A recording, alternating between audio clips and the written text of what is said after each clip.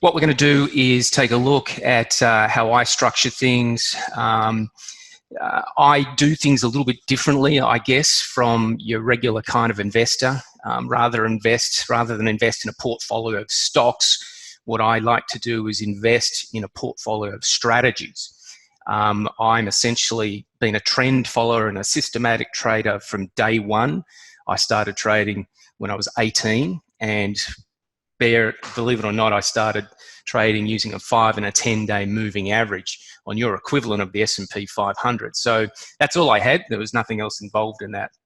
So the reason why I trade a lot of different strategies is that I understand that not every strategy will work all of the time, but they all offer long-term outperformance when put together. Trading one strategy, my experience suggests for the most people that if you've only got one strategy and it goes through a drawdown or a flat period, people can get very, very frustrated very quickly. And as a result, they'll tend to try and do something different. And I call that the beginner's cycle. When people flick through different strategies, they give something a go for 3 months. It's not really working for them. They try something else and they try something else again. So for all intents and purposes, to overcome that, rather than try and have the perfect strategy for the perfect market at that time, what I try and do is have very robust strategies that deal with different market conditions in their own way, and over the longer term, they all have a positive outcome. So not only do I diversify across strategies, but also styles, timeframes, and markets, and we'll get into that as we go through here. So just a broad overview of my personal full investment portfolio.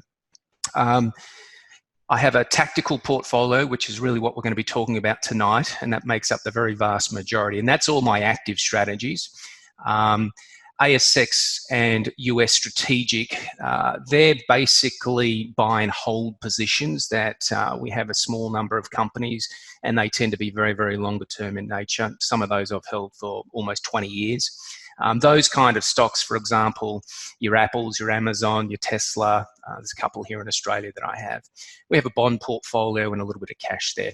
But what we're talking about tonight is the tactical allocation. So all of these are active strategies. They are all 100% systematic. They all run through Amibroker. My baseline, I guess, for a strategy is to have better metrics than buy and hold, which I guess at the end of the day is what, 8 or 9% return and a 50% drawdown. So what I look for is a minimum annual return of 15% and a MAR ratio higher than 0.8. So MAR ratio is where we divide the annual return by the drawdown. So I want that to be about 0.8 or higher. So that's my kind of baseline strategy that I look for. So some of these portfolios, I'll just run through these now and give you an idea of where these ideas have come from, what they kind of do, that kind of stuff. The ASX growth portfolio has been my mainstay. I've been trading this for over 20 years. It's the exact same strategy that I created back in the 90s. It's hardly had any changes to it in that period of time. It's based loosely on a Bollinger Band breakout trend following strategy. I cover that strategy on my book Unholy Grails. This is loosely aligned with that, very, very similar to that. So I'm a big believer in just the long-term application of a very simple strategy is what causes success.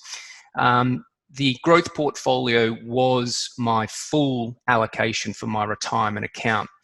Now, what I've now done is divided that into 2 different strategies, and we'll talk about the reason why a little bit later on. But the second part of my retirement account is going to be looked after with the weekend trend trader, which again is another strategy you can buy an ebook for. It's a weekly breakout strategy. Again, it's pretty simple. I trade this one a little bit more aggressively, but the whole idea is to divide that portfolio up in 2 to get some diversification. I trade 2 momentum portfolios. That growth portfolio and that weekend trend trader, they are absolute trend following strategies. Then I trade two momentum strategies. So they're relative momentum, the US momentum and the trade long-term premium portfolio. They trade monthly strategies, but again, we're going to be talking about that very, very shortly. And they're just a simple rotation strategy, keep you invested in the stronger stocks at any particular point of time. The US high frequency, I started trading this back in 2010 after several years of research during 2008 GFC when we were sitting on the sidelines. And this is a short-term multi-day swing trading system, holds for 3 or 4 days on average, basically a mean reversion, long-only mean reversion strategy. Then the day trade strategy is actually made up of 3 separate systems. This is fully automated, trades the US market through the night, and that one is the strategy at the moment that's doing particularly well, and we'll look at that shortly. And a market neutral, this is under research. I'm trading a live test account at the moment with this. It's been quite an interesting experience over this period of time, but it seems to be holding up okay for the moment. So I'll give you a few more bits and pieces about these strategies as we go through. If we look at the style allocation that I currently have, trend following makes up the most of it. That's about 70%. Mean reversion is the other 30%. Now, I've got market neutral in there, but it's actually a trend following market neutral strategy. It sounds a little bit odd, but it's something a little bit different that I've never really seen anyone else do. So I may be barking completely up the wrong tree with that. I'm about to find out with the real-time trading to let me know what I'm doing wrong. But I'm excited about it. It's something different, but we'll talk about that a little bit later as well. So just to give you a breakup of sort of where I'm at, I guess for a lot of people, this looks overly complex. It's not. It doesn't take long to operate on a day-to-day basis. In fact, some of these portfolios operate monthly, so there's really nothing that has to be done. There's the style breakdowns there, absolute trend, relative momentum, the intervals of which I trade them. So the growth portfolio is a daily, the weekend trend trade is weekly, US momentum is monthly. Premium portfolio there is another momentum strategy that trades both monthly and weekly. High frequency is daily, intraday there for the day trade, obviously. Current status of those, obviously the trend strategies are in cash, and our year-to-date performance with some of those strategies at the moment. The US high frequency, that's our multi-day mean reversion strategy. We got smacked in February and then pulled the leverage off in March. So that's where we're at with that. Obviously, the fall in February was pretty sharp, and we held on to a couple of those positions. That's one of those things that happens. I'm going to be talking about how to deal with drawdowns and that kind of stuff later on. You can see the day trade strategy there and the market neutral strategy are both ahead year to date. So that's where we stand with those. Let's discuss managing tail risk with trend and momentum strategies. I approach it in a variety of different ways. The first line of defense for me is a pretty stock standard, well, I assume it's stock standard, regime filter. So a regime filter is basically giving us the direction of the broader market. In this particular case, we've got the S&P 500. I use the same regime filter for every single trend and momentum strategy that I trade. So in its simplest format, if we just bring it right back to the basics, signals are only generated when the regime filter is bullish. So let's assume our regime filter is a 200-day moving average of the S&P 500. If the S&P 500 is above that 200-day moving average, then we suggest the market is bullish, and then we can move down and our strategies can generate orders. Now, I do things a little bit differently. Our momentum strategies will exit all positions immediately at the end of the month or at the end of the time frame when the regime filter turns bearish. So again, if we use this example, If the S&P falls below the 200-day moving average, at the end of the month, I will then exit positions, assuming the S&P is still below that. The absolute trend following strategies do something a little bit different though. What we do here is when the regime filter turns bearish, two things happen. One, there's no new buy signals. Okay, just remember the older adage that a rising tide will lift all boats and a falling tide will tend to drop all boats. Okay, so even in a sustained bear market, you may get one or two stocks that buck the trend and going up. We're seeing that at the moment. There's a few stocks, including Zoom, that's going up. But in a broad market sense, over the longer term, most stocks will go down. So in that particular case, I just don't want to be involved. So the strategy will stop generating new signals if the regime filter is bearish. That's the first thing. The second step, and this only applies to my absolute trend following strategies, the second step is that I tighten the stops up. They ratchet higher. As a basic example, let's say we've got a trailing stop that sits 20% behind the current share price, okay? When the regime filter switches on, or if we determine it's a bear market, that trailing stop ratchets up to say 10%. And what we're doing here is we're basically keeping the door open, if you like. Where rather than shutting the door and going straight to cash, we're going to keep the door open a little bit. And the reason being is my research shows that many of the leaders that we're holding tend to pause during declines rather than drop. And if they pause during a decline, you really don't want to exit that position because they'll consolidate. And then when the market turns up again, they'll be the first to jump out again. So what we do is we leave a little bit of room for movement there, but we don't let the full stop go. We don't let it go to 20%. And what that does, the regime filter with these ratchet stops tends to greatly enhance the risk-adjusted return. And I've not found one trend strategy anywhere that can't be improved, at least from a risk-adjusted return basis, on doing this kind of exercise with a regime filter. If we have a look here, I've basically taken a momentum strategy with the regime filter on. That's the blue line.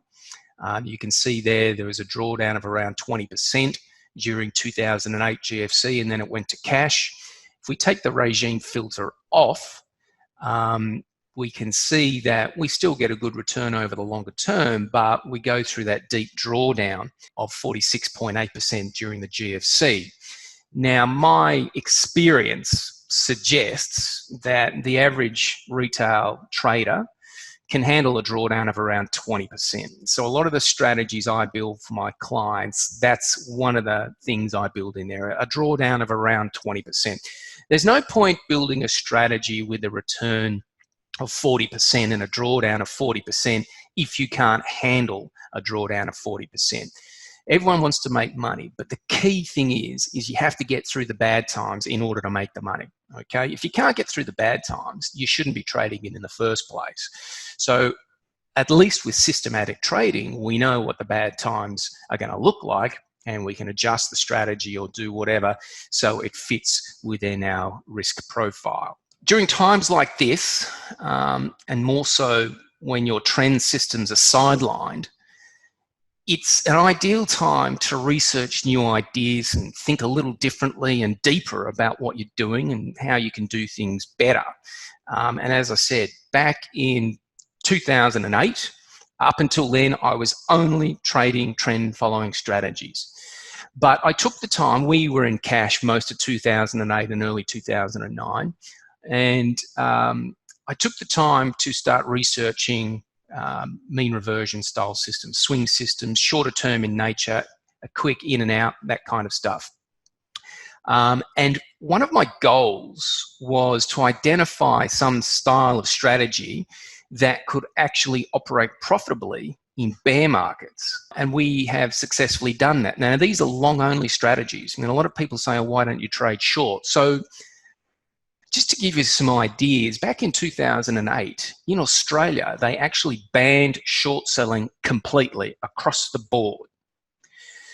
And they did so for quite some time. Now, the problem is that if you've got a strategy that you want to rely on that trades short and you can't use it, well, it's a waste of time. And I note this time around, again, we're seeing some petitions out there for short selling to be banned again in Australia.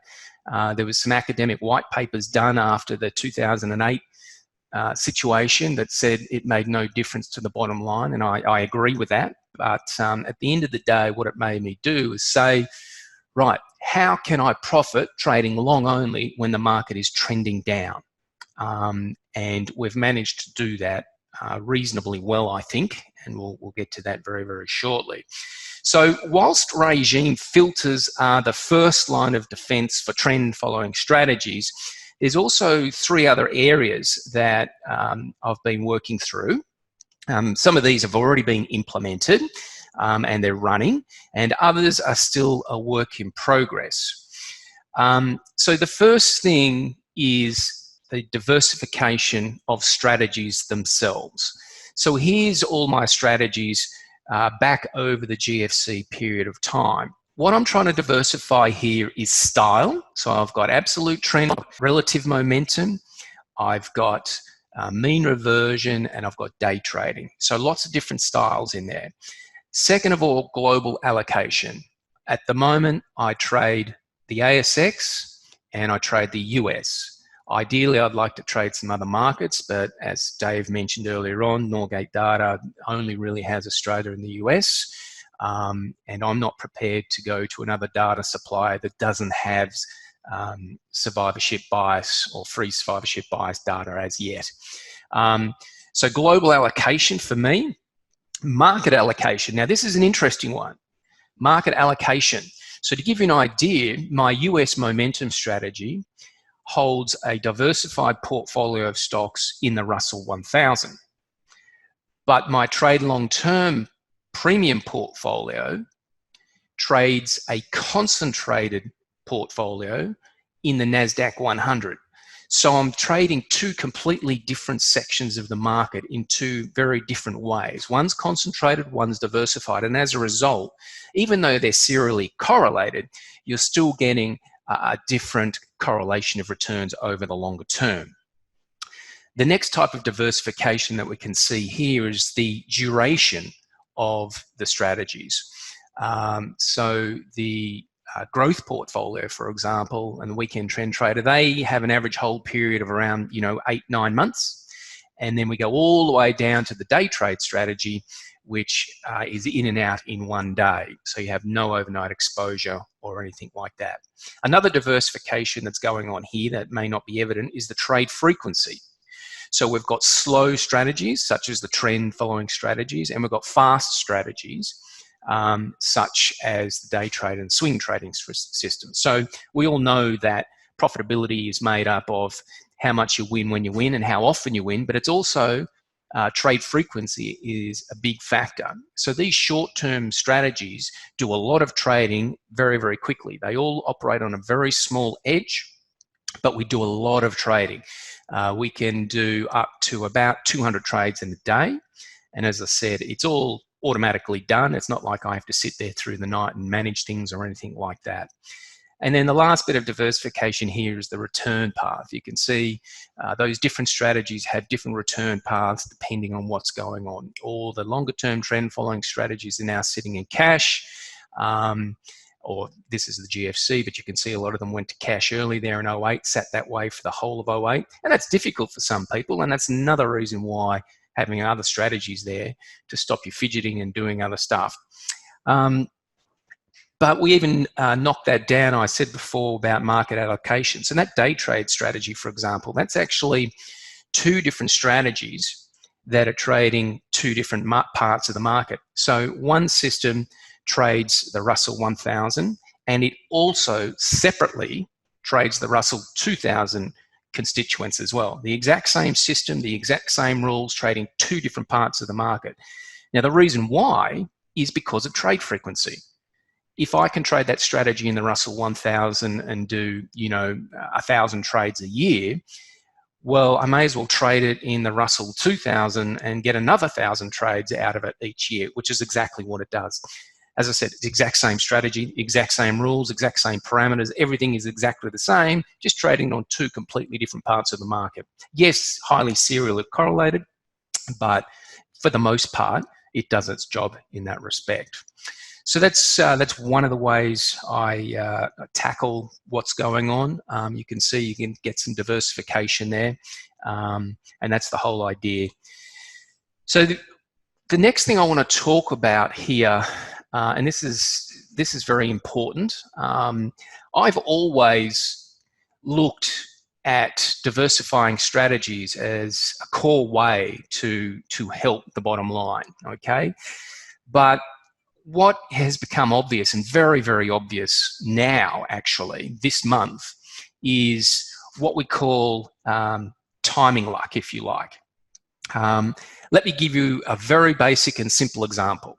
Let's say our regime filter switched off at the end of February, which is what mine did, and I exited all positions on the first day of March. Let's say you had a different regime filter that didn't switch off at the end of February and made you hold through what we've seen in March. Now, I can tell you the difference is a drawdown in situation 1 of about 10% and a drawdown of something like 40% in situation 2. Now, if you're using the exact same kind of strategies, the timing luck of that regime filter is what's done the damage.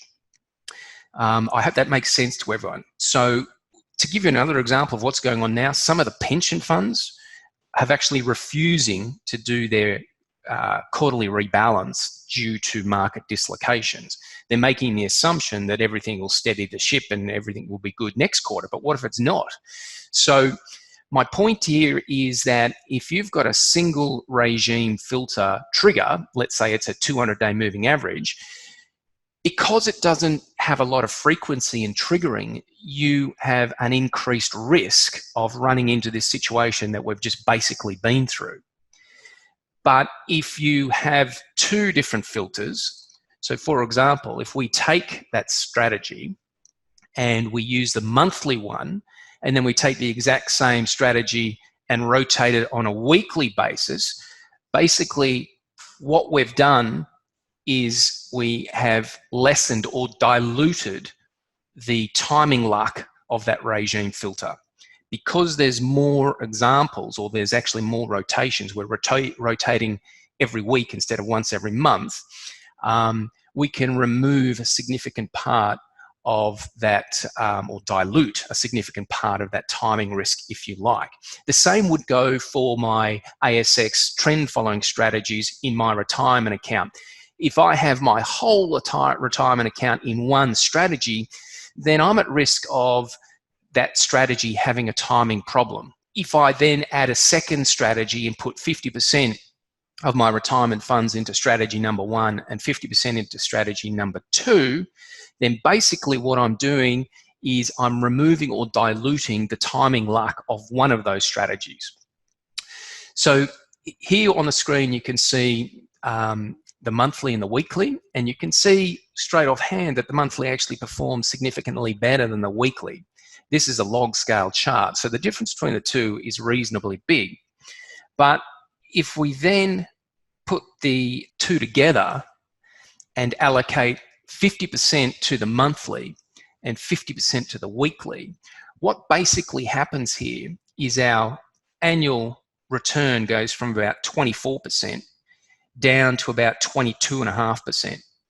And which is not too bad. That's the payoff that you're going to get for it. And your drawdown goes from about 19.5% down to 19%. So you get a benefit in terms of removing and diluting the timing luck, and that's the most important thing. So as I said, I do know of a couple of traders that have suffered their worst drawdowns, even though they've tested back to the early 90s, they've suffered their worst drawdowns in their momentum system just from that little bit of timing error. In other words, getting out or getting out in March instead of getting out in February. So the whole idea here is to kind of remove that as much as possible. Richard Dale's just mentioned that a lot of the indices, S&P and the Dow Jones, have also deferred their quarterly rebalancing as well. Yeah, this is something that I am implementing for myself. It's something that I've always thought about. There's other ways you can do it. Instead of rotating monthly, you can take the same system and just rotate it every week. What I've actually done is I've taken the same system and I'm rotating half each month.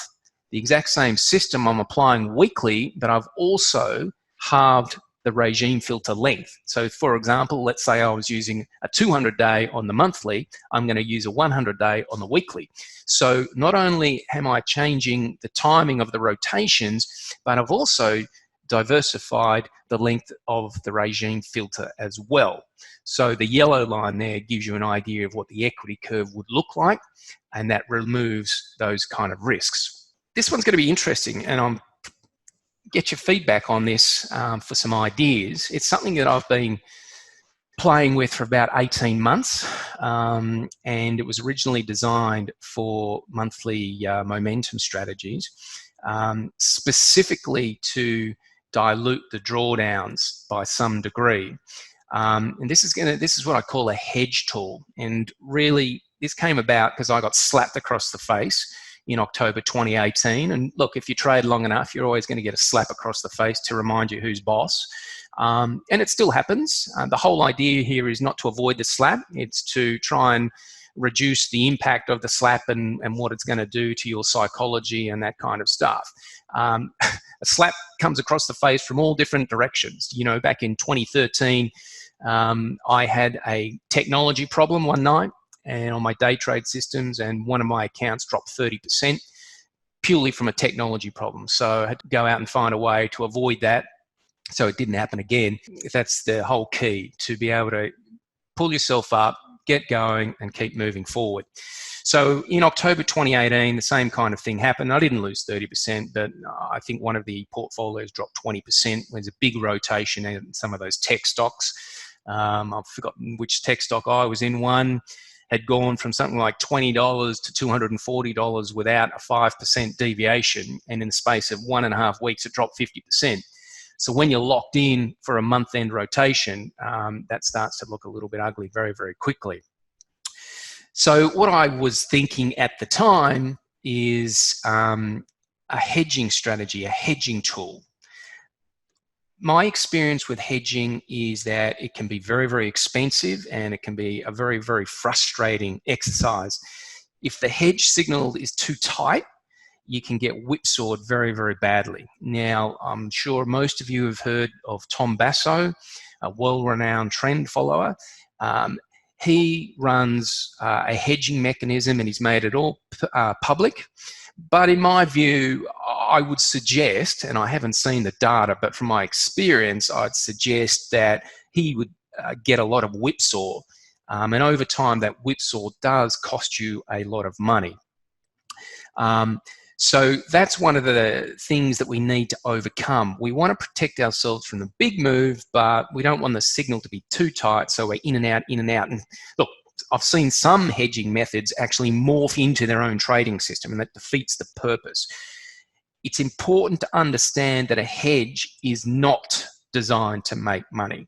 Okay, a lot of people get upset, oh, I'm not making any money from a hedge. It's not designed. It's designed to neutralize downside risks to some degree. So my idea was, and still is, because this is still a work in progress, is that if I've got a monthly rotation strategy and we get a big sell-off in the first week of the month, well, you're going to have to sit there for the next 3 weeks and just let it roll. That's how you follow your system. But if we could then say, right, I'm going to hedge, I'll hedge those 3 weeks out, and if we're below the regime filter at the end of the month, I exit positions, unfold the hedge, and we're protected the downside to some degree. So what I've been researching is that reactive hedging is too slow. The damage is done too quickly to react to it. So a basic example, let's say Tom Basso, I think he uses Keltner bands. Essentially, he's looking for a downside breakout through a Keltner band, and that will put his hedge on. But for all intents and purposes, that's reactive, and my experience and research shows that's actually too slow. So what I've been working on is a predictive way to hedge, and I want it to be systematic. So this is my current work in process here. What I've done here, and again, I've not seen it anywhere else, and it is a work in progress, is I've combined several breadth indicators and a trigger. And it is specifically designed to be reactive. So the red bars here are warning signs. It's saying that the market's getting overheated and be prepared for something drastic to occur. And then the red arrows point to the actual trigger saying, right, hedge on. Now you can see for the most part, it works reasonably okay and reasonably quickly. The big sell-off this year, it came a little bit early, but you can see it's still a work in progress there. October 2018, no signal whatsoever. So that's the one I got slapped with badly back then. And that's why it's a work in progress. So this is something that I'll continue to work with. I want it to be completely systematic. I don't want any discretion. I don't want any emotion to come into it.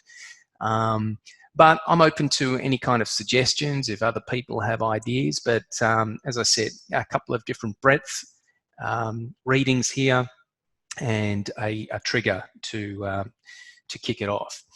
So they're the kinds of things that I'm doing. I think, you know, apart from trading a complete diversified portfolio of futures, I think what I'm doing is reasonably good. Portfolio keeps moving in the right direction most of the time.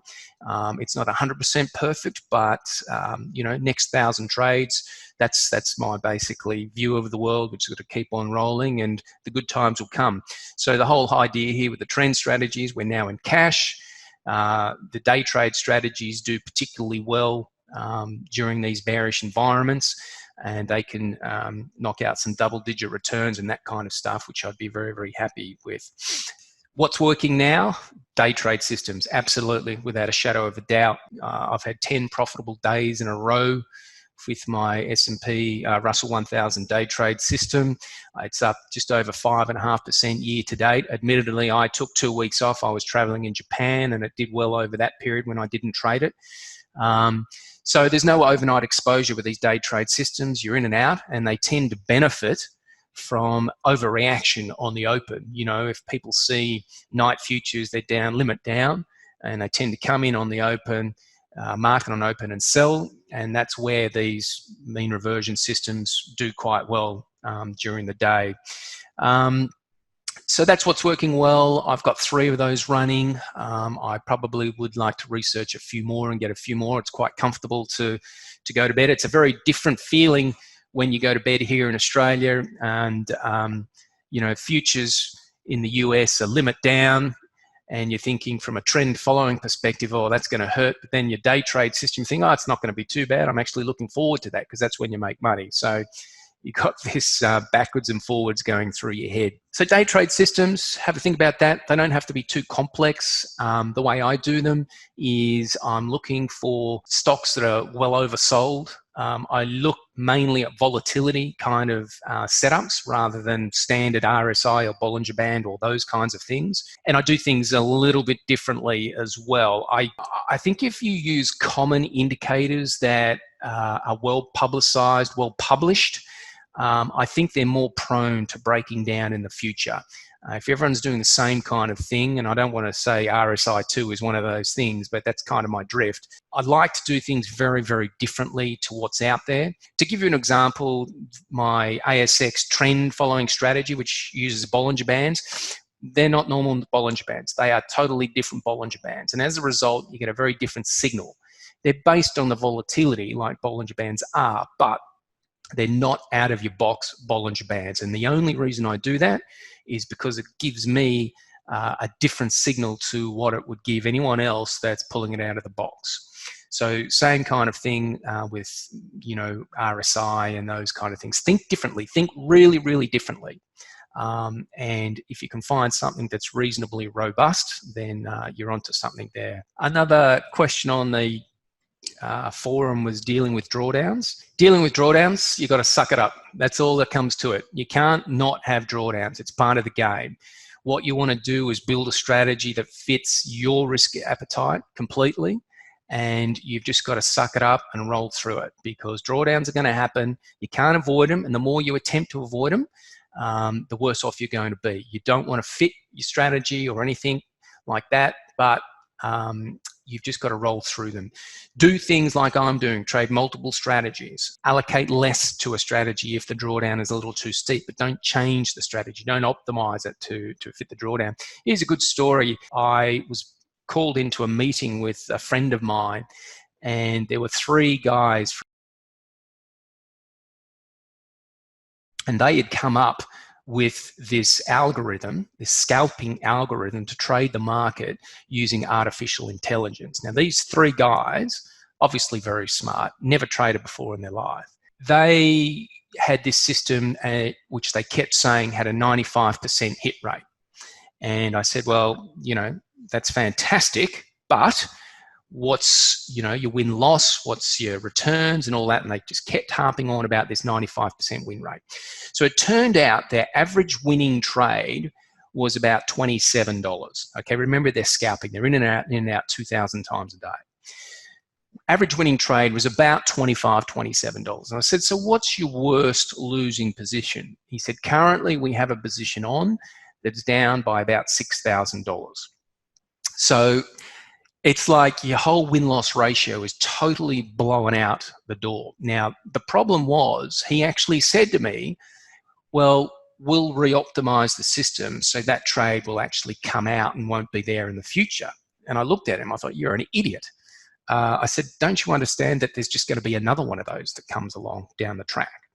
And he didn't seem to understand that. So I've lost contact with him. I don't know how he's done over this period of time, but he's totally missing the point when it comes to expectancy and drawdowns and all those kind of things. But my advice is build a system that suits your own risk profile and then just deal with it, okay? Don't try and avoid it. You can't avoid it. So what's my personal threshold for drawdowns? Look, again, I build systems around that 20% mark. That's kind of, you know, what I'm comfortable with, but I can weather more. Must admit, I'm getting a little bit older, so a little bit more conservative probably than what I was. I've had systems go into a 30% drawdown, mainly from a problem rather than a grind lower, if you like, from the system itself. One of the things I am doing with my own portfolios is moving more from the trend following across to the shorter term stuff. So currently, as I said, I've got a 70-30 setup there. I probably want to move that to a 50-50 setup.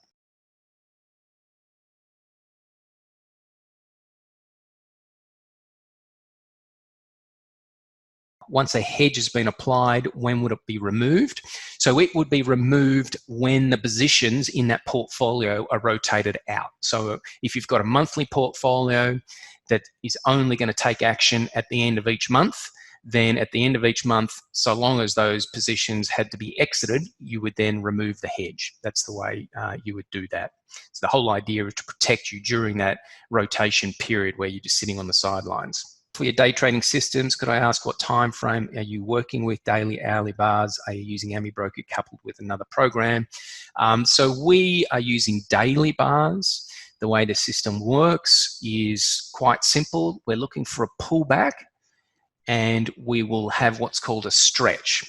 So a stretch would be the daily volatility over the last 3, 4, or 5 days. You would take some type of percentage of that. So say, take the 5-day ATR, divide it by 2, and that's called your stretch. You would subtract that number from today's low, and that would be your buy point tomorrow. So what we're doing with the stretch, it's like a rubber band. We're looking for an oversold point, and then we're looking to stretch it out that little bit further the next day.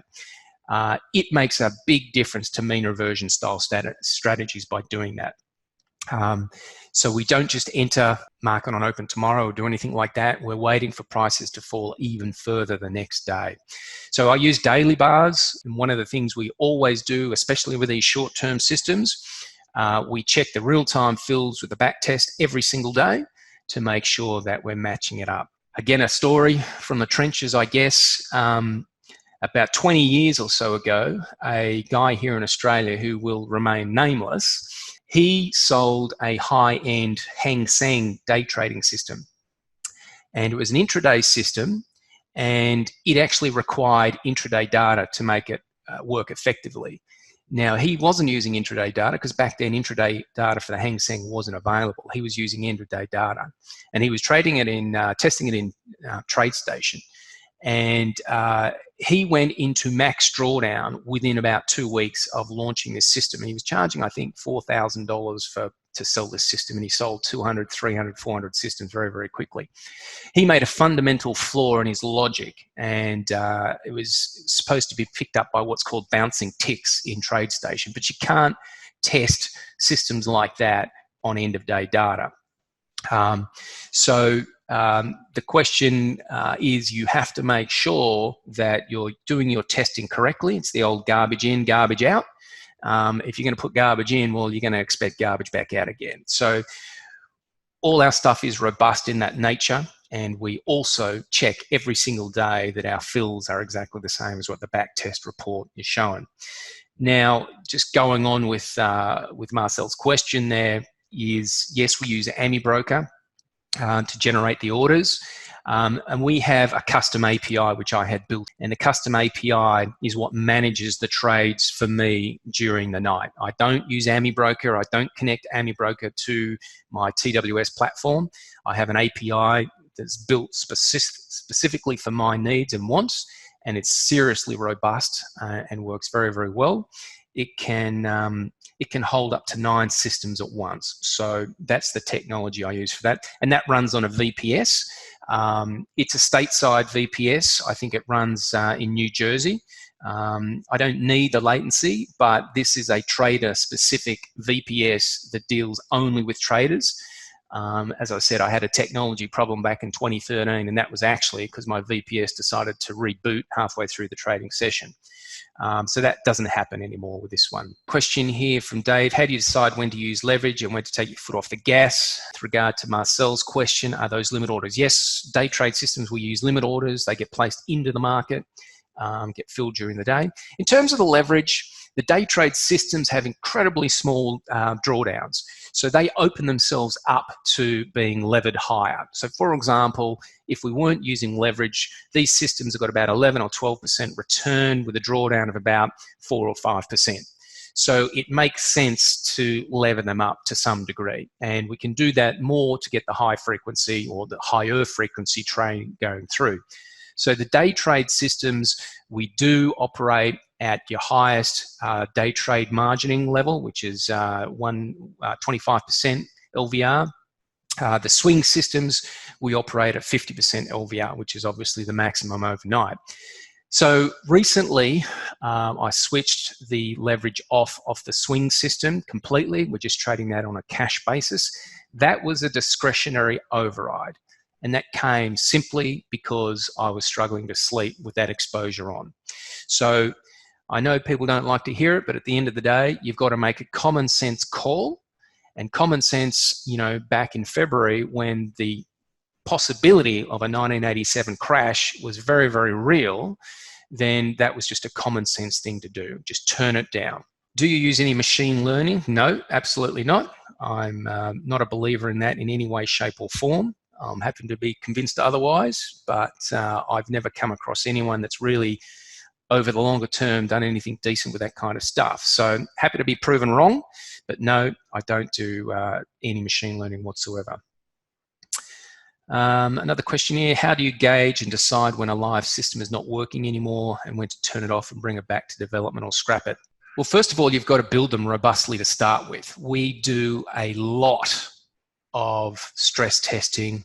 We try and break the systems. Rather than make a system work, we try and break it. So to give you an idea of some of the stress testing we do with strategies, let's say you've got a momentum strategy or rotational strategy that trades once a month. What we'll do in that particular instance is, and let's say it takes the closing prices of all the stocks. What we'll do is we'll randomize the closing prices. As they say, the future is not exactly the same as the past. So how can we adjust a little bit to kind of replicate what the future might look like? Well, one of the ways you can do that is you can use data variance. So we'll randomize the close price of all the stocks by 1, 2, 3, or 4, or 5%, and then we'll run the strategy again. If the strategy still holds up, well, you're probably onto something. The other thing is we don't do any optimization. We trade the same rules on every single stock. So if you've got a strategy that trades the Russell 1000 constituents and all delisted stocks of that Russell 1000, that's a big universe of stocks. And if you use the same parameters across the whole lot and it comes back profitable, well, you're probably onto something that's reasonably good. I don't trade any single market systems whatsoever. I don't trade an S&P ETF system on its own. I don't trade a gold ETF system on its own. They're all portfolio based, and everything must use the same parameter setting. Other things you can do, for example, I mentioned data variance, so you can vary the signal as well, as an example. Let's say you've got a regime filter in your strategy, and it's going to look at trading decisions on a week-to-week basis. What you can do is add variance to that of 1, 2, 3, 4, or 5%. So that regime filter can be adjusted by up to 5% randomly every week, which in turn will randomize the signals. And again, you would run that, and if it comes up profitable, well, you're onto something. We run optimizations to test the robustness, not to pick the best method. So again, if we use an example of a regime filter, let's say it's 200 days, what I will do is I'll optimize every length from 100 through to 300 days. And I want to make sure that there's no mountains in that or anything like that. There's no roller coaster. I want to make sure that they're all reasonably profitable. So it doesn't matter if the market changes slightly in the future, that somewhere between 100 and 300 days for a regime filter is going to be profitable. So that's our process when building strategies. There's no optimization. There's no single market systems. We try and break the system, try and disprove it. Do all these different kinds of exercises to do that. But coming back, how do you know when your system is broken? Well, I can't say I've had any systems break per se. I've stopped trading some systems for a variety of reasons. So, for example, I used to trade a variant of the turtle strategy a long time ago in the Australian stock market, and I had to stop trading it because my slippage was costing me about 11% per annum.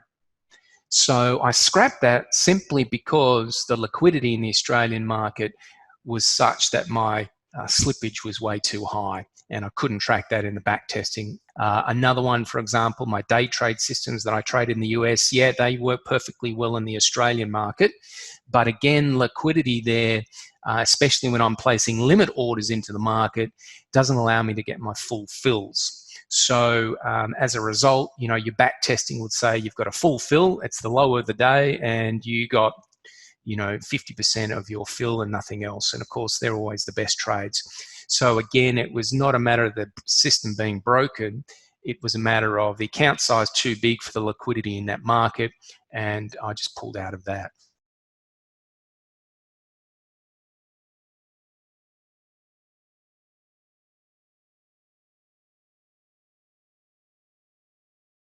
My main trend following strategy that I trade with my retirement account, it's the exact same strategy since I built it back in the 90s. It has hardly changed at all in that period of time.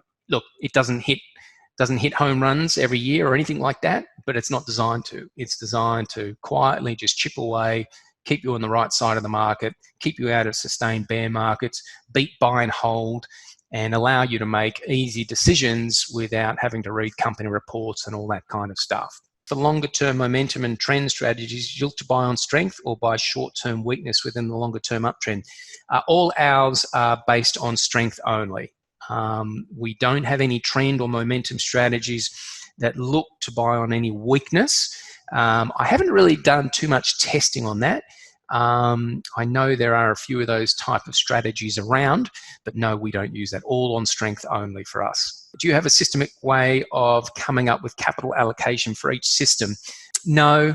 Again, as much as I'd like to be systematic, it's more of a gut feel. As I said, over the years, over the last 4 years, I've moved more and more towards shorter term. I'm not sure if that's just an age thing or what.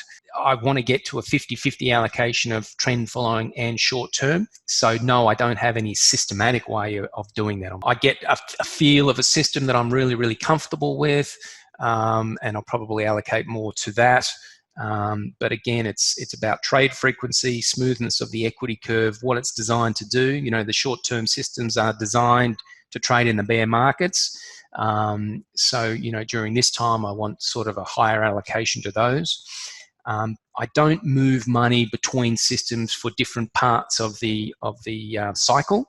So now, for example, I'm not going to move money from my momentum systems into those mean reversion systems. I don't do that. I allocate, stick with it, and adjust the allocation as I see fit over time. Do you typically find better trading opportunities with the Australian market compared to the American market? Not necessarily. The Australian market tends to trend probably a little better than the bigger cap stocks in America. We're not as big as those, so they do tend to trade better trending because they're not as institutionalized. But then again, the US market is also much better to trade short term, much more volatility, much more opportunity, if you like. What I tend to find, absolute trend following systems tend to work better in Australia than absolute trend following systems in the US. Momentum systems work nicely in the US. Mean reversion systems work both. But Australia being a little bit more illiquid and especially more expensive, it becomes, challenging to trade the Australian market, put it that way. Can you elaborate a bit on the expectancy curve from your book, Unholy Grails? And do you use any external Monte Carlo tools? Well, that's a good question. Yes, I do. So the expectancy curve is something I created many, many years ago. I noticed it gets replicated quite a bit by people now. It basically suggests that your win-loss ratio is directly related to your win rate, okay? There's a curve that it tends to follow. The higher your win rate, the lower your win-loss ratio will become, and vice versa. The lower your win rate, the higher your win-loss rate will be. So for example, if you have a trend following strategy that has your standard 45% win rate, then your win-loss ratio is going to be up 2 or 3 to 1. Whereas if you have a mean reversion system, you probably will have a higher win rate and your win-loss ratio will naturally be lower. So for example, my current stats, I think for this year, I don't have the trade-by-trade stats. I've got the day-by-day stats. Day-by-day, I think I've had 68% winning days, and the win-loss ratio is about 1 to 1. And that's probably what it will be over the longer term. One of the reasons why this happens is because trend following strategies tend to use what's called a money market edge, a risk management edge. And what that means is you're deliberately cutting losses and deliberately letting the profits run. So you are deliberately forgetting about your win ratio, and you are concentrating only on that win-loss level, all right? So that's why trend-following strategies operate at low win rates. Whereas mean reversion systems, you tend to need to be more, there's not enough time to have a high win-loss ratio. So you have to focus on a high win rate. So it becomes an entry edge rather than a money management edge.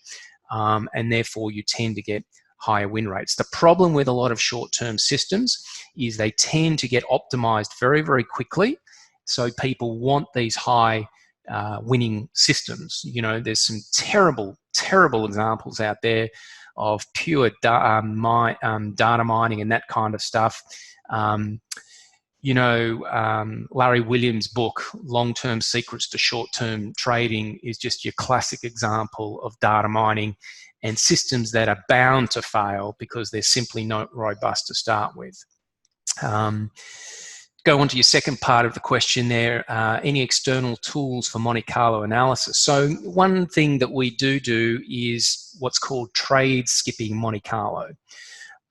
So the whole idea there is that if you don't use any ranking in your signal generation, for example, we can put this trade skipping Monte Carlo simulation in. And what it basically does is we add a random seed to the trade selection process. So let's say on any given day, you've got 20 signals, but you can only take 10. The question is, which 10 do you take? Now, the best way to overcome that, obviously, is to use the custom backtester, rank your signals, and drive them through the custom backtester. But another way you can test the robustness of your strategy is say, right, well, I'm going to randomly take any of these signals, and you do that each day, and then you can then plot 50, 60, 100, 1,000 equity curves against each other on these random signals.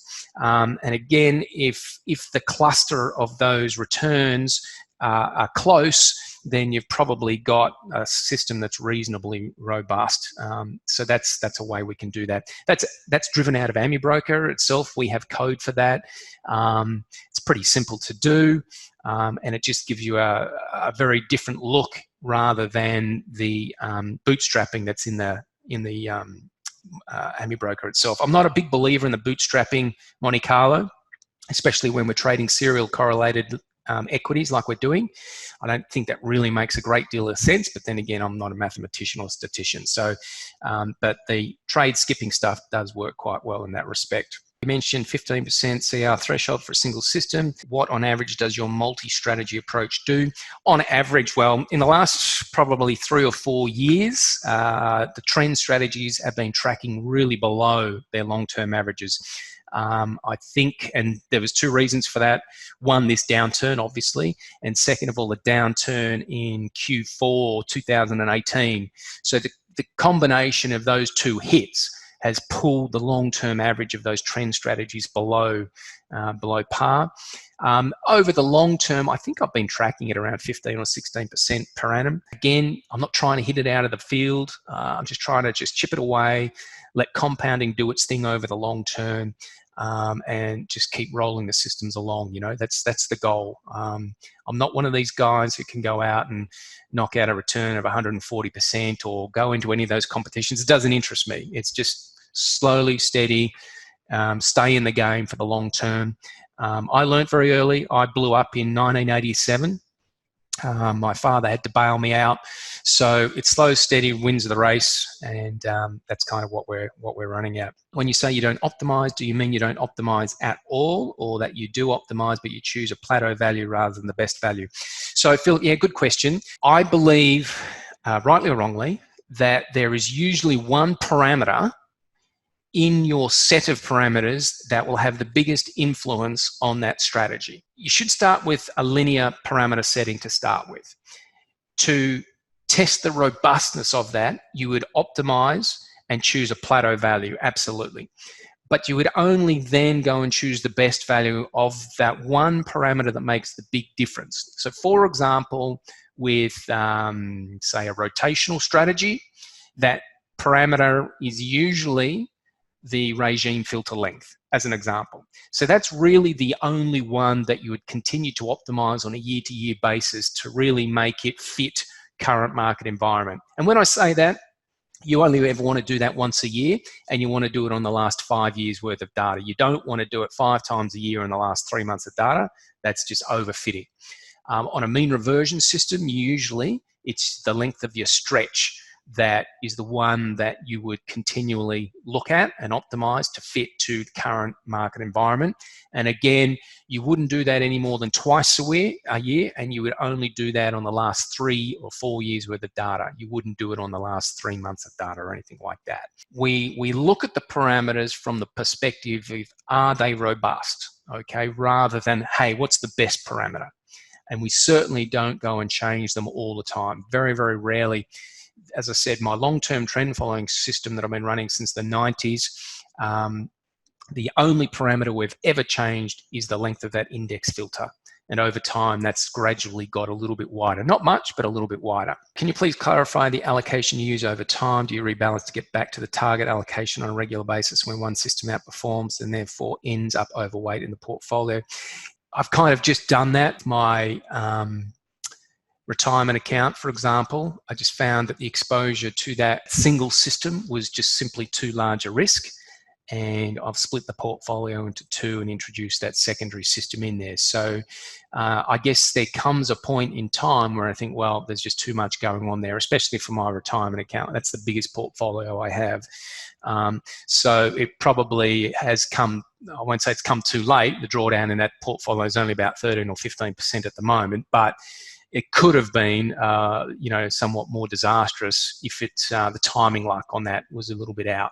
So that's kind of made me wake up and say, all right, you need to diversify that a little bit more. But again, it's not a systematic way to allocate. It is discretionary.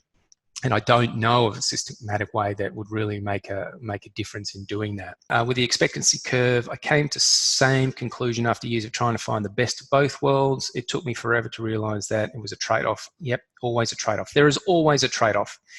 Okay, absolutely, there's always a trade-off. And if you're going to adjust one part of your system, you're going to have to expect it's going to impact somewhere else. So if you're going for a higher annual return, you can probably expect some kind of a higher drawdown. If you're going to increase trade frequency, well, yeah, you'll get a higher return, but you'll also get a higher drawdown. So just be aware of what part of the system you're trading and what impact that's going to have on the bottom line. How do you deal with currency risk for your clients and yourself when trading different market currencies? What I do in that particular situation, obviously I'm Australian. I trade in the US market when we're holding US dollar assets. The risk for me is if the Aussie dollar goes up. At the moment, the Aussie dollars are going down. It has been for quite some time. So I've been reasonably happy with having US dollar assets when that's been occurring. However, what I will do is hedge the Aussie dollar, and I'll use futures contracts to do that. So we just basically dollar hedge, simple as that. Nothing special about it. I don't do the hedge tool that I use for that is a breakout of a 100-day high of the Aussie dollar, and then I will just hold that until either the positions in the US have been terminated or that trend in the Aussie dollar turns back down again. So again, keep it pretty simple. That's the way I do it. Have you investigated various approaches defining market regime? I have, in a simplistic way. I've investigated using ADX and RSI, those kinds of things. But I just find simple works best. I don't agree, and I've seen it, where you would have, let's say, a momentum system in Australia and a momentum system in the US, and you use different market regime filters. I wouldn't agree with that. It doesn't make sense to me. If it doesn't work in one market, in theory, it shouldn't work in the other. Or to put it another way, your regime filter in one market should work in the other market. So I can take my mean reversion system from the US and throw it in the Australian market without any changes, and it should, to some degree, show a reasonably good result. If I've got to go and change the regime filter to make it work, then possibly I've got to ask the question about the robustness of the strategy completely.